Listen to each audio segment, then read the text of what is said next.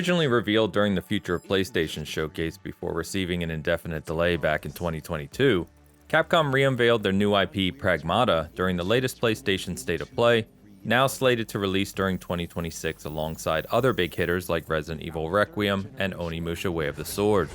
Summer Game Fest, I had the opportunity to go hands-on with a 20-minute demo of Pragmata, and at first glance it looks like another over-the-shoulder third-person action game in the vein of the Sad Dad Simulator, as your character takes care of a child. Thankfully, Capcom found a unique angle for the concept besides its sci-fi aesthetic, which is boding well as we get towards the game's tentative release window. In Pragmata, you play as Hugh, who wears a sleek, futuristic mecha suit and protects a robotic child named Diana as they navigate through the space station fighting rogue robots.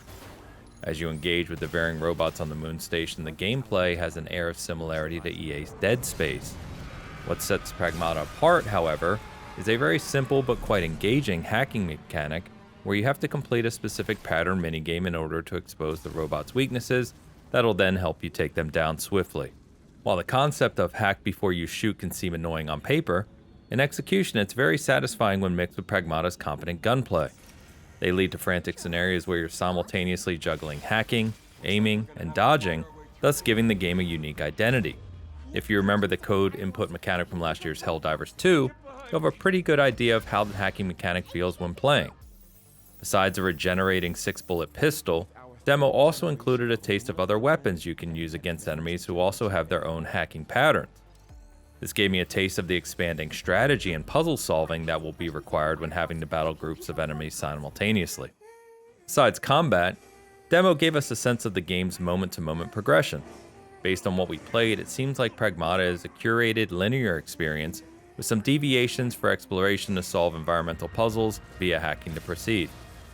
Considering many other Capcom games eventually go the wide linear route, there is a possibility Pragmata goes down the same route as well, but it wasn't conveyed in the demo beside the massive size of the facility.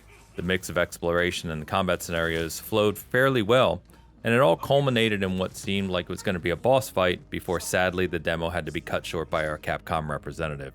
There's still plenty of time before Pragmata's release next year, with some more polished work ahead of it as the frame rate was quite inconsistent in the demo we played.